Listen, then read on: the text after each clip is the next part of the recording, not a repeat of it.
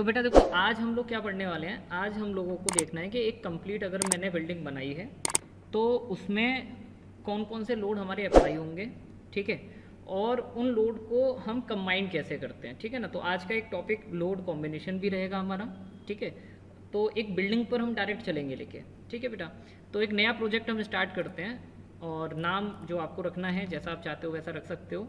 Unit आपकी वही metre और किलोमीटर हम रख रहे हैं। चेंज करना है तो आप यहाँ से चेंज भी कर सकते हैं। नेक्स्ट पर मैं क्लिक करूँगा और उसके बाद मैं इसको फिनिश कर दूँगा, ठीक है। तो ये विंडो आपके सामने ओपन हो गई। यहाँ पे आपको वर्क स्पेस भी दिखाई दे रहा है, ग्रिड दिखाई दे रहा है। तो जो बिल्डिंग मुझे बनानी है मैं उसकी हाइट जो है, जो एक सेक्शन है उसका, मैं वो 3 मीटर रख रहा हूँ, ठीक है। इसके बाद में जो आपका जो ये पोर्शन है आपका कॉलम और बीम, आप इसको सेलेक्ट करके ट्रांसलेशनल रिपीट करेंगे, ठीक है। मैंने एक्स डायरेक्शन में कर दिया। डिस्टेंस वही मुझे 3 रखनी पड़ेगी और मैंने नंबर ऑफ स्टेप बढ़ा दिए। लिंक स्टेप की ज़रूरत है नहीं यहाँ पर, आप ओके कर देंगे। फिर इस पूरा सेक्शन है आपका एक्स वाला, इसको आप ट्रांसलेशन रिपीट दोबारा से करेंगे जेड डायरेक्शन में, और इसको भी मैं 2-3 स्टेप दे देता हूँ, या चलिए 2 स्टेप या 3 स्टेप, और गैप मैंने 3 मीटर दिया हुआ है। तो लिंक स्टेप और ओपन बेस करके मैंने इसको ओके कर दिया। मेरा ये बेस तैयार हो चुका है। अब इस ग्राउंड लेवल को उठा के मैं फिर ट्रांसलेशन रिपीट करूँगा और वाई डायरेक्शन में हाइट मैंने वही 3 मीटर दी हुई है, और स्टेप आप अगेन 3 रख के और इसको ओके कर दीजिए, ठीक है। तो ये पूरी बिल्डिंग आपकी जो है बनके तैयार हो गई। अभी मैं इसको क्लोज कर दे रहा हूँ यहाँ से। ये मेरी पूरी बिल्डिंग बनके तैयार हो चुकी है। यहाँ पर मुझे जो बीम है और जो कॉलम है, ठीक है, उनकी प्रॉपर्टीज़ मुझे अलग अलग देनी है। तो बीम के लिए मैं अभी सेम रख लेता हूँ, चेंज नहीं कर रहा हूँ अभी मैं, क्योंकि वो हम आगे लेवल पर जाके देखेंगे कि कौन कौन सी बीम की जो हमारी प्रॉपर्टीज़ हैं वो हम चेंज करेंगे, ठीक है ना। और कॉलम की प्रॉपर्टी भी हम अलग अलग देंगे, ठीक है ना। तो अभी मेरे लिए क्या है कि कॉलम और बीम दोनों की प्रॉपर्टी मैं 2 अलग अलग बनाऊंगा, लेकिन बीम के लिए सेम और कॉलम के लिए सेम, ठीक है। तो बीम के लिए मैंने बेटा यहाँ से देखो डिफाइन किया, और डिफाइन में जाके मैंने बीम की जो प्रॉपर्टी है वो मैंने दे दी 0.3, यानी 300 mm बाई 0.35, ठीक है। जेड की वैल्यू मैंने 0.35, उल्टा कर देते हैं, 0.3 इसको दे देते हैं और 0.35 मैं वाई डी की वैल्यू दे देता हूँ, और इसको मैंने एक बार ऐड करा दिया। ये प्रॉपर्टी मेरी बीम के लिए हो गई, ठीक है। अब कॉलम के लिए हम देंगे तो 0.4 एंड 0.45, ठीक है। ऐड कर दिया, क्लोज कर दिया। अब ये जो प्रॉपर्टी है वो मुझे बीम पर देनी है, तो सारी जितनी भी बीम है सबको सेलेक्ट कर लीजिए। सेलेक्ट करने के लिए मैं बता चुका हूँ, beam parallel to X, X के पैरेलल सारी सेलेक्ट हो जाएंगी। बीम पैरेलल टू जेड, तो जेड की जो पैरेलल होंगी वो सारी सेलेक्ट हो जाएंगी। उसके बाद आप असाइन टू सेलेक्टेड बीम, और उसके बाद असाइन पर क्लिक करेंगे और यस कर देंगे इसको, ठीक है। तो ये सारी बीम पर आपकी प्रॉपर्टी अप्लाई हो चुकी है। कॉलम की जो प्रॉपर्टी है मैंने उसको सेलेक्ट किया, और सेम यही काम मैंने वहाँ पर दोबारा किया। वही सेलेक्ट में गया, बीम पैरेलल टू और वाई, तो ये वाई के जो पैरेलल थे आपके वो थे कॉलम, और वो आपके जो है सेलेक्ट हो चुके हैं। देन आप इसको क्या करेंगे, देन आप इसको अप्लाई कर देंगे, और असाइन टू सेलेक्टेड बीम पर टिक है ये, और इसको यस कर देंगे। तो ये देखिए बीम और कॉलम सबकी प्रॉपर्टी आप अप्लाई कर चुके हैं। आप चाहें तो 3D रेंडर व्यू में जाके चेक कर सकते हैं। ये देखिए इस तरीके से आपकी ये प्रॉपर्टी अप्लाई हो चुकी है, ठीक है। अब इसके बाद हम चलते हैं आगे सपोर्ट पे। तो सपोर्ट पर मैंने क्लिक किया, और सपोर्ट यहाँ पर मैं एक बना लेता हूँ, फिक्स सपोर्ट। और जो बेस है हमारा उसमें मैंने सारे नोट्स को सेलेक्ट किया, और एक बार वेरीफाई भी कर लीजिए ज़रूर कि आइसोमेट्रिक पर क्लिक करके कि सारे सेलेक्ट हुए हैं कि नहीं। कभी कभी ऐसा होता है, मैं पहले भी बता चुका हूँ आपको कि ऐसा होता है कभी कभी कि आपने सामने तो दिखता है कि हाँ सेलेक्टेड है नोट, पीछे कभी कभी नहीं होता है। तो ये वेरीफाई ज़रूर कर लें आप। उसके बाद आप कहाँ जाएंगे, क्रिएट पर जाएंगे, और क्रिएट पर नहीं जाएंगे, उसके बाद आप असाइन पर जाएंगे, असाइन टू सेलेक्टेड नोट, क्योंकि आपने यहाँ पर ऑलरेडी पहले आपने क्रिएट कर चुके हैं आप फिक्स सपोर्ट।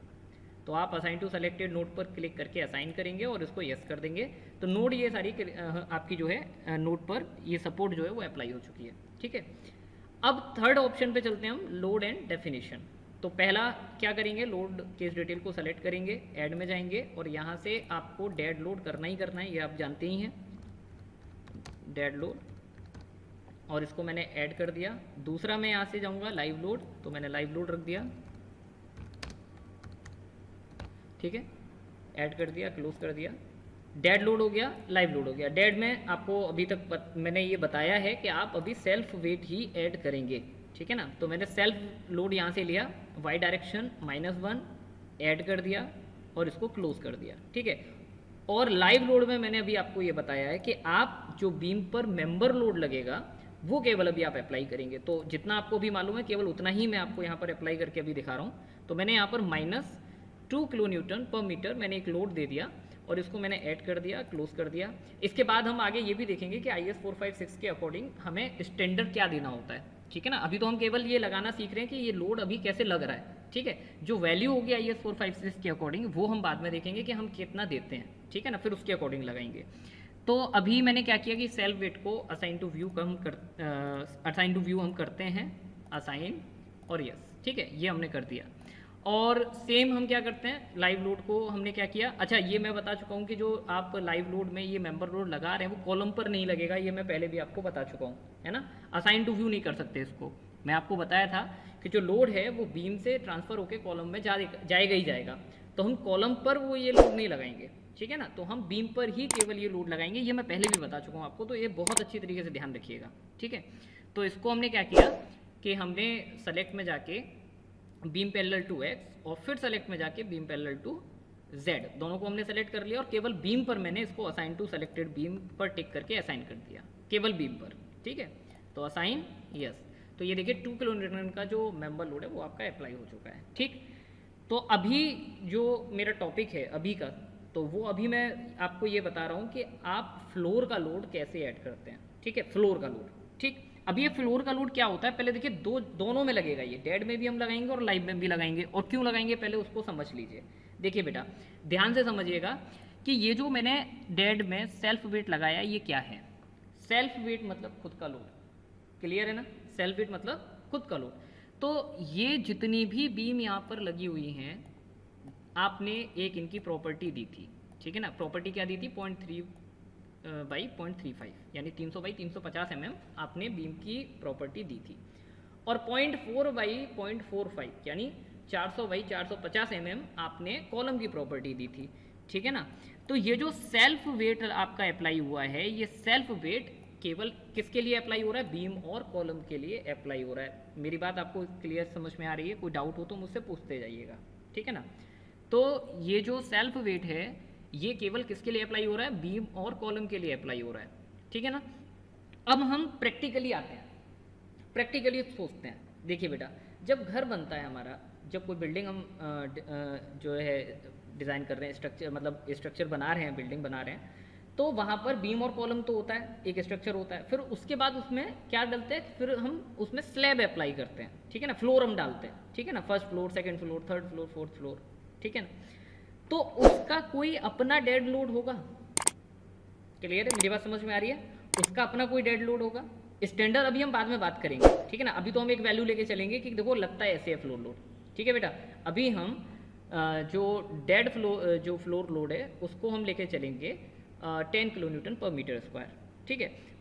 तो कहने का मतलब मेरा ये कि जो स्लैब हमने डाली उस स्ट्रक्चर में, उस स्लैब का एक अपना लोड होगा, है ना। सेल्फ वेट जो लग रहा है वो तो केवल किसका लग रहा है, केवल बीम और कॉलम का लग रहा है, लेकिन इस पे स्लैब भी तो पड़ेगी ना, तो उसका लोड जो होगा वो कहाँ आएगा, वो बीम पर आएगा। बात समझ में आ रही है ना। जो स्लैब डालोगे उसका जो लोड है, जो उसका सेल्फ वेट है, वो कहाँ पर आएगा, वो बीम पर आएगा, ठीक है ना। तो हमें यहाँ पर एक फ्लोर लोड भी ऐड करना पड़ेगा डेड लोड में, क्लियर है ना। क्यों, जो कि ये शो करे कि यहाँ पर फ्लोर डला हुआ है और फ्लोर का लोड इतना है जो कि बीम पर ट्रांसफर हो रहा है, ठीक है। तो अब ये कैसे अप्लाई करते हैं ये समझते हैं।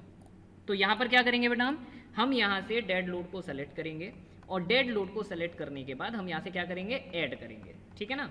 तो मैंने इसको ऐड कर दिया। ऐड करने के बाद अब देखो यहाँ पर अभी तक मैंने आपको मेंबर लोड बताए थे, है ना, और मेंबर लोड के बाद मैंने प्लेट लोड भी आपको बताए थे, लेकिन प्लेट लोड से जस्ट ऊपर मैं थोड़ा सा जूम कर देता हूँ, एक सेकंड रुकिए, ओके।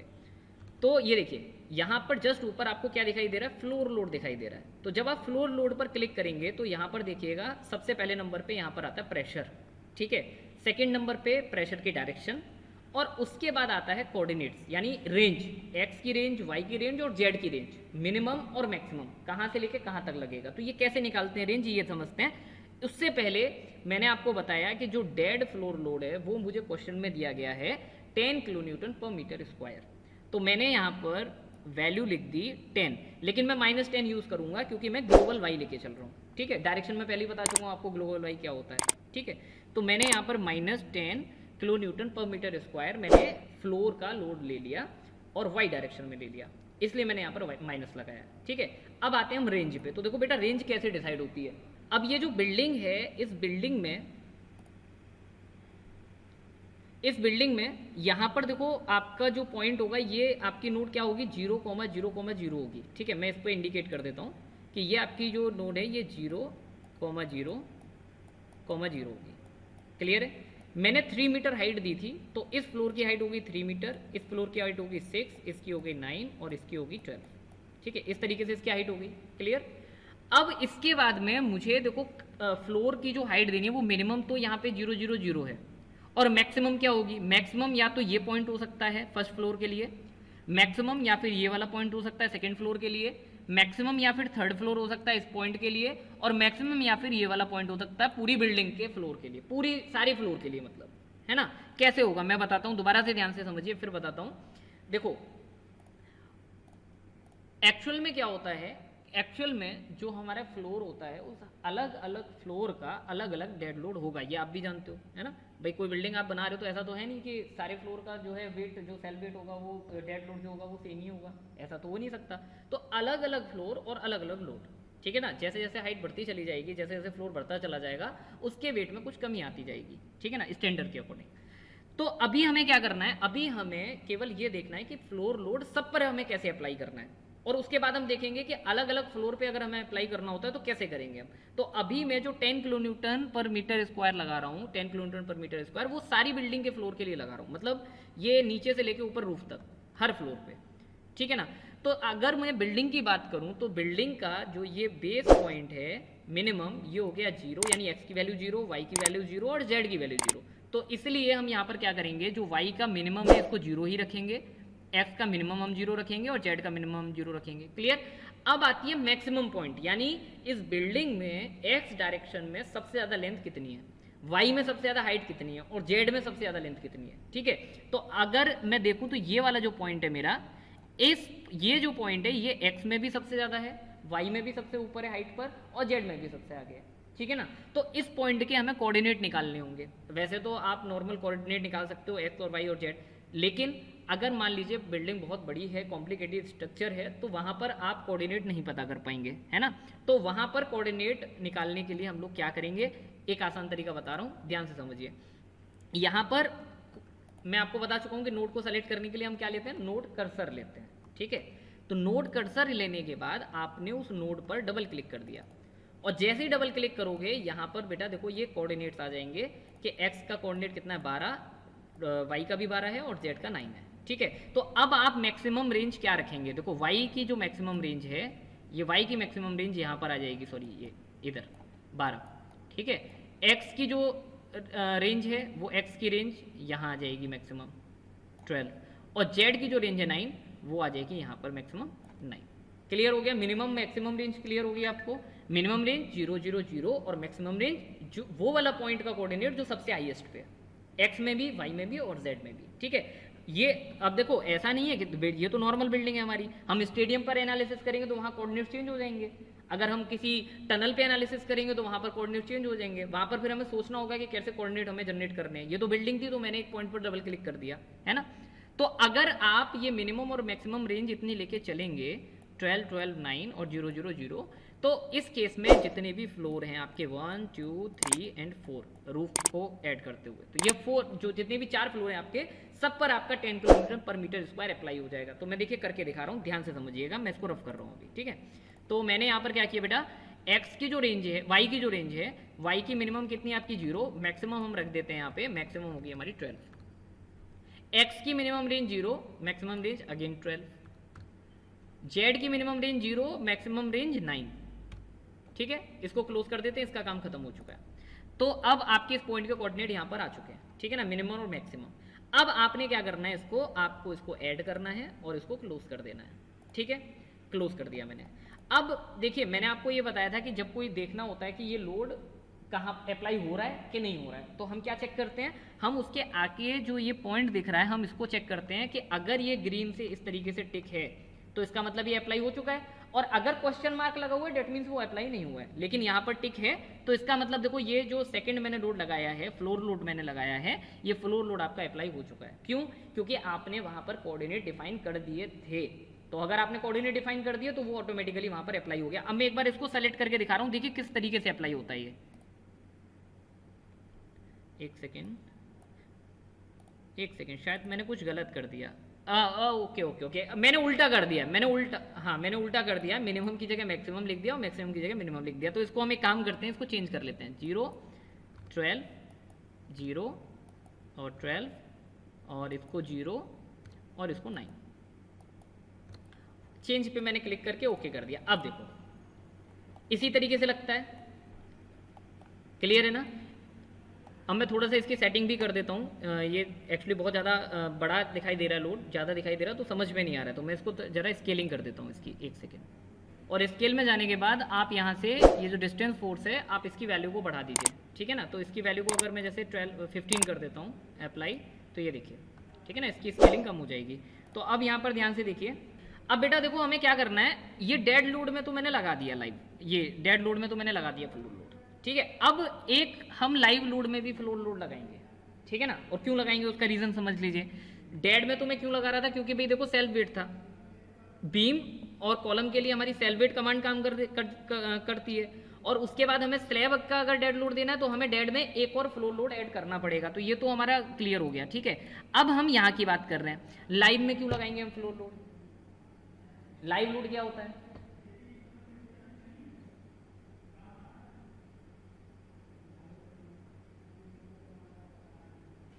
बिल्कुल बिल्कुल बिल्कुल बिल्कुल बिल्कुल बिल्कुल बिल्कुल बिल्कुल देखिए लाइव लोड, हाँ बिल्कुल आपने सही कहा कि अभी IS 45 की बात तो हम कर नहीं रहे, तो वो तो हम करेंगे बाद में। बट अभी हम एक, आपने कहा कि भाई फ्लोर लोड कैसे लगता है, एक बार और उसको दोबारा से देख लेते हैं, ठीक है।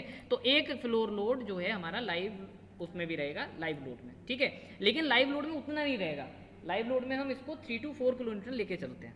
बात समझ में आ रही है, 3 to 4 किलोमीटर हम इसको लेके चलेंगे। तो मैंने लाइव लोड को सेलेक्ट किया। अब देखो बेटा आप दोबारा से समझ लेना इसको, जो आपको ये नहीं क्लियर हुआ। लाइव लोड को मैंने इसको सेलेक्ट किया और लाइव लोड को सेलेक्ट करने के बाद मैंने इसको क्या किया, ऐड कर दिया। ऐड करने के बाद अब देखो दोबारा से हमें कहाँ जाना है, मैं थोड़ा सा जूम कर देता हूँ इसको। हमें, हाँ बिल्कुल फ्लोर लोड पे जाना है। फ्लोर लोड पे जाने के बाद प्रेशर बेटा कितना हुआ मेरा, प्रेशर हो गया मेरा कितना, मैंने आपको कितना बताया था, 3 to 4 देते हैं हम, ठीक है। हाँ कंडीशन के अकॉर्डिंग बिल्कुल। तो -3 मैंने यहाँ पर रख दिया, -3 किलोन्यूटन पर मीटर स्क्वायर, डायरेक्शन मेरी वाई हो गई, ठीक है। अब मुझे क्या करना था, मुझे अलग अलग फ्लोर के लिए अलग अलग नहीं देना था, मुझे सारे फ्लोर के लिए एक ही देना था, सेम। तो मिनिमम वैल्यू मेरी कितनी थी, 0,0,0, तो मैंने यहाँ पर मिनिमम 0 0 और 0 लिख दिया, ठीक है। अब बारी आती है मैक्सिमम की। तो मैक्सिमम बेटा देखो, मैक्सिमम में क्या है कि वो ऐसे पॉइंट का कोऑर्डिनेट हमें ढूंढना है जो सबसे एक्स में भी सबसे ज़्यादा दूर है, मैक्सिमम है, वाई में भी मैक्सिमम है हाइट पे, और जेड में भी मैक्सिमम है। तो देखो मेरी बिल्डिंग में यही एक ऐसा पॉइंट है जो सबसे ज़्यादा एक्स में दूरी पर है, देख लो आप, मैं इंडिकेट कर देता हूँ। देखो एक्स में सबसे ज़्यादा दूरी पर है ये, वाई में सबसे ज़्यादा हाइट पर है, और जेड में सबसे ज़्यादा इधर है, यही वाला पॉइंट है, क्लियर है ना। तो अब इसके कोऑर्डिनेट, अगर किसी भी पॉइंट के कोऑर्डिनेट अगर आपको जानने हैं तो आप सिंपल आप यहाँ चले जाइए, नोट कर्सर लेके और उस पर डबल क्लिक कर दीजिए। तो ये देखिए आपके सामने, हाँ तो ये देखिए आपके सामने एक्स वाई और जेड ये तीनों आ गया, क्लियर है। तो एक्स की वैल्यू कितनी है बेटा, 12 हो गई आपकी। तो मैंने एक्स की मैक्सिमम यहाँ पे रेंज लिख दी, ये सॉरी मैक्सिमम रेंज 12। वाई की भी मुझे 12 है तो यहाँ पे लिख देते हैं, और जो आपकी जेड है उसकी है हमारी 9, ठीक है बेटा। ये देखो तीनों देख लिया मैंने। अब इसके बाद इसको क्लोज कर दीजिए और इसको कर दीजिए ऐड। ये क्लियर हो गया ना बेटा, अब बताओ ये क्लियर है ना। हाँ अब इसको मैंने ऐड कर दिया और क्लोज कर दिया। अब ये देखो मैं एक बार क्लिक करने जा रहा हूँ, दोबारा से देखना स्लैब का लोड बीम पर किस तरीके से अप्लाई हो रहा है। जैसे ही मैं क्लिक करूंगा ये देखो, समझ में आया कि नहीं आया बताओ, क्लियर है। तो इस तरीके से बेटा हम फ्लोर लोड अप्लाई करते हैं। अब इसके बाद हमें एनालिसिस करना होता है, ठीक है। अब इस टॉपिक के बाद हम लोड कॉम्बिनेशन भी देखेंगे, क्या होता है लोड कॉम्बिनेशन, है ना। तो अभी मैं इसको केवल एनालाइज पे क्लिक करता हूँ, और एनालाइज पे क्लिक करके मैंने इसको ऐड कर दिया, और ऐड करने के बाद इसको ऑल पे क्लिक करने के बाद इसको ऐड कर दिया और इसको क्लोज कर दिया, ठीक है। ये देखिए यहाँ पर एनालिसिस जो कमांड है वो आपकी आ चुकी है। और अब आपको इसको क्या करना है, एनालाइज और रन एनालाइज। और उसके बाद सेव पर क्लिक कर दीजिए। एक बार चेक कर लीजिए कि आपने जो स्ट्रक्चर बनाया है उसमें कोई भी एरर तो नहीं है, कोई भी एरर नहीं है, कोई भी वार्निंग नहीं है। बिल्कुल बिल्कुल। इसको हम डन कर रहे हैं। डन करने के बाद में हम यहाँ पर आएंगे पोस्ट प्रोसेसिंग पे, और पोस्ट प्रोसेसिंग पे जाकर ओके कर दीजिए। और उसके बाद फिर आप अपनी आउटपुट देख लीजिए। नोड का मैंने आउटपुट दो तरीके के बताया, डिस्प्लेसमेंट होता है एक नोड का आउटपुट, और एक रिएक्शन होता है, ये मैं आपको बता चुका हूँ। बीम पर अगर हम जाएंगे तो बीम पर सबसे पहले फोर्स में आपकी बेंडिंग मूवमेंट्स आ गए, शियर फोर्स आ गया आपका, ठीक है ना, और उसका एफ एक्स, एफ वाई और एफ जेड, एम एक्स यानी मूवमेंट आ गया, एम एक्स के अबाउट, वाई के अबाउट और जेड के अबाउट बीम का। उसके बाद स्ट्रेस मैंने अभी बताया नहीं है। ग्राफ पर चलते हैं हम। ग्राफ पर जिस भी आप बीम को सेलेक्ट करेंगे उसका ग्राफ आ जाएगा, ठीक है ना, बेंडिंग मूवमेंट और शियर फोर्स और एक्सियल फोर्स। ये यहाँ से लाइव लोड के अकॉर्डिंग है, और अगर आप डेड लोड के अकॉर्डिंग देखना चाहते हैं तो आप डेड लोड पर क्लिक कर देंगे, ये डेड लोड के अकॉर्डिंग आ जाएगा। क्लियर? तो ये हमारा जो टॉपिक था फ्लोर लोड का, ये अभी आधा कंप्लीट हुआ है, ठीक है ना। अभी हमें ये देखना बाकी है कि अलग अलग फ्लोर पे अगर अलग अलग हमें लोड दिया गया तो हम कैसे देंगे। तो एक अभी छोटा सा ब्रेक लेते हैं, उसके बाद फिर हम स्टार्ट करेंगे, ठीक है बेटा।